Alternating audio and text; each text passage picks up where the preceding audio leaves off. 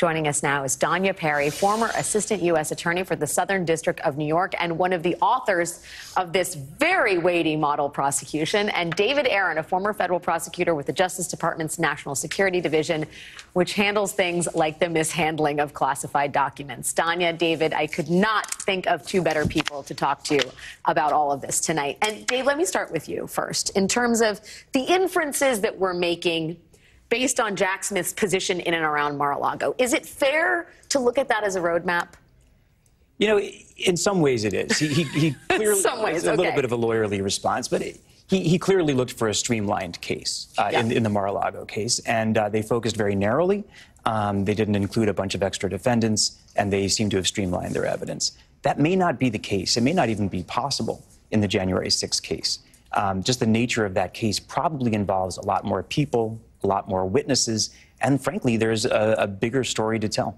I want to get to the actual potential charges as written about here, but before I do that, Dave, just purely in terms of the timing, the response today from the special counsel's office saying a presidential election isn't a reason to slow down a potential trial, it's reason to speed it up. One would think that that logic applies to any potential criminal indictments in January 6th, too, right?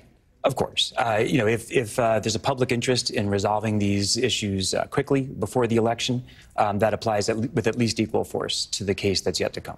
All right. So, Danya, when you thought about all of these varying factors, I mean, let's first start with the timing. What do you think Special Counsel Smith thinks about, is concerned about when he thinks about the 2024 presidential election? Well, I think you had it exactly right in your introductory remarks. There's an election coming up. He wants to get ahead of the cycle. He made that very clear in his filing today in the Mar-a-Lago case. And he is also mindful of the Fulton County DA's investigation. And as you point out, federal prosecutors usually win those turf wars.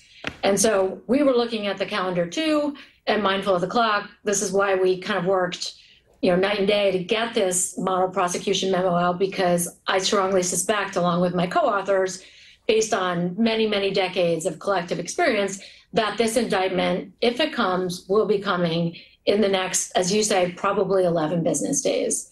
And so I think all of that is top of mind for Special Counsel Smith and his team of intrepid prosecutors. Danya, let's talk about what is outlined in this magnum opus. There are three charges that you talk about explicitly in here. One, conspiracy to defraud the United States. That's for the fake elector scheme.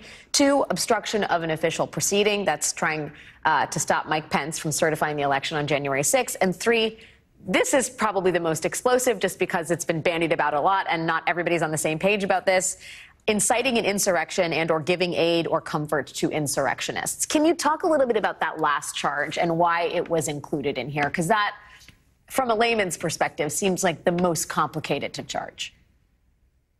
Absolutely. And that's why we kind of had to include it, because if ever there was a case for bringing this very little used statute, this is it.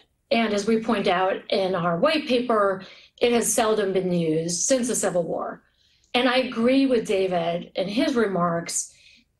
This should be streamlined, as the other indictment is, but it's going to be very difficult for the prosecutors to do that, given the defendant here, the wealth the possibility of so many defendants.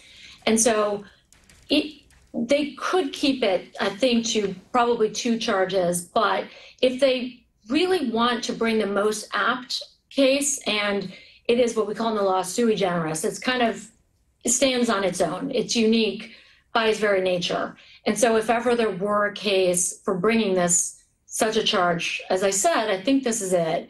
And if you really analyze, as we spent, as you show on the table there, many, many pages, given the facts, the law, the precedent, this actually fits, and it's probably, it's one of the very few cases in history that does.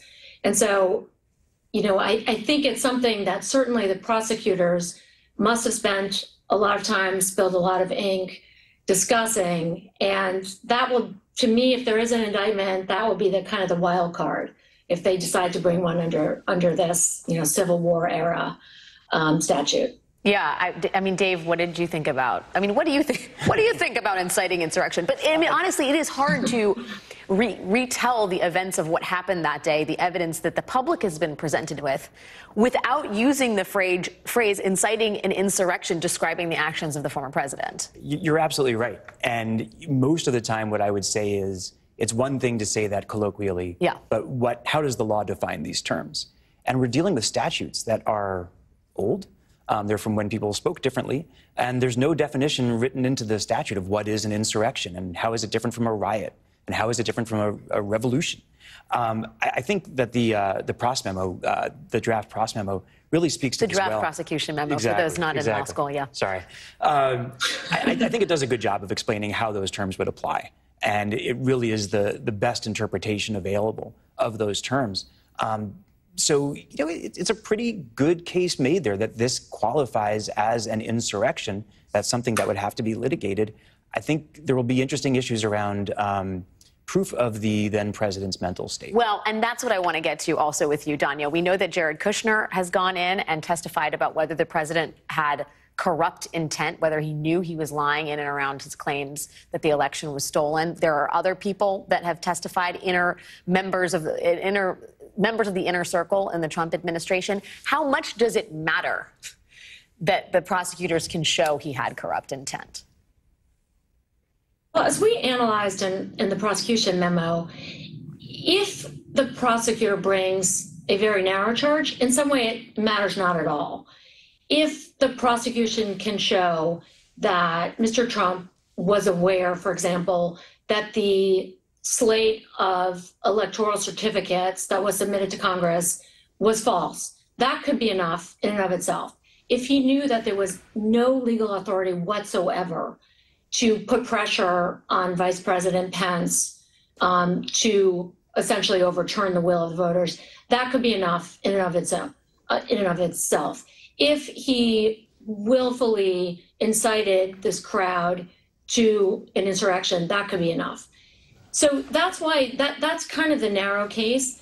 But as a matter of jury appeal, as a matter of telling a narrative arc, it of course would be helpful to be able to tell the jury, to persuade the jury that Mr. Trump at the time knew that, in fact, the election was not stolen and that he had actually lost the election. And from what we've heard from reporting, up until today, there are many people who will say, yes, he was aware. Now, Mr. Kushner may have said the opposite, and there are good strategy reasons for the prosecution to call Jared Kushner into the grand jury to tell that story, even if it doesn't actually support the prosecution. It can draw the sting. It can help them to anticipate what the defenses will be. So there are other reasons. We don't actually know, of course, what he testified to. But according to reporting, he testified that no, in fact, the president thought he had legitimately won.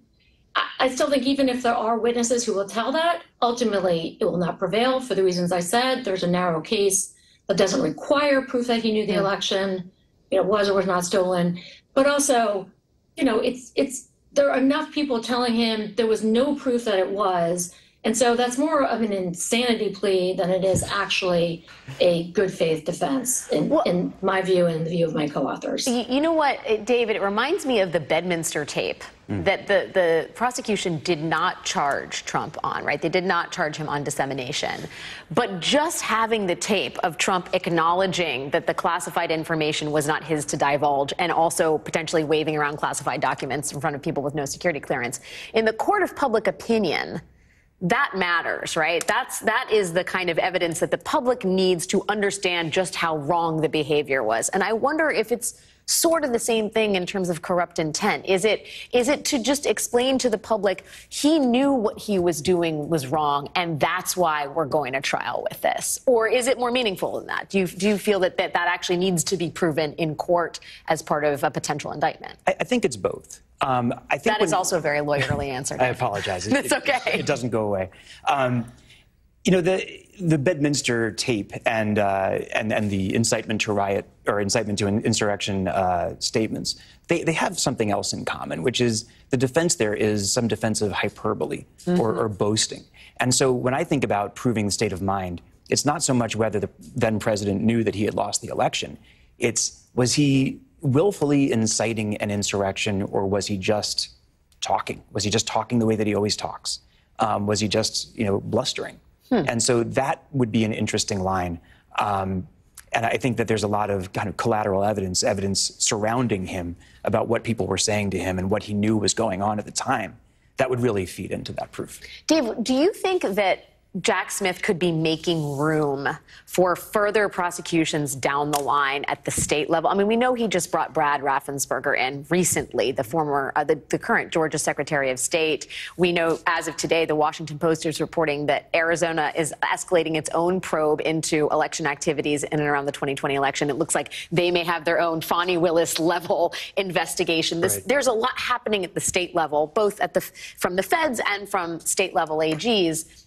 Is it possible that we could see a situation where former President Trump, is charged, and then the investigations and the indictments continue on after that?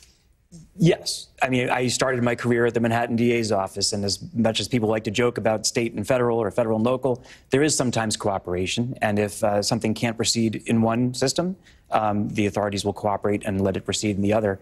The limiting factor would be really the appetite for bringing yet another one of these cases. Yeah, well, that's the huge $1 million question that needs to get resolved in the next 11 business days. All right. Danya Berry and David Aaron, thank you guys both for your time and great wisdom this evening.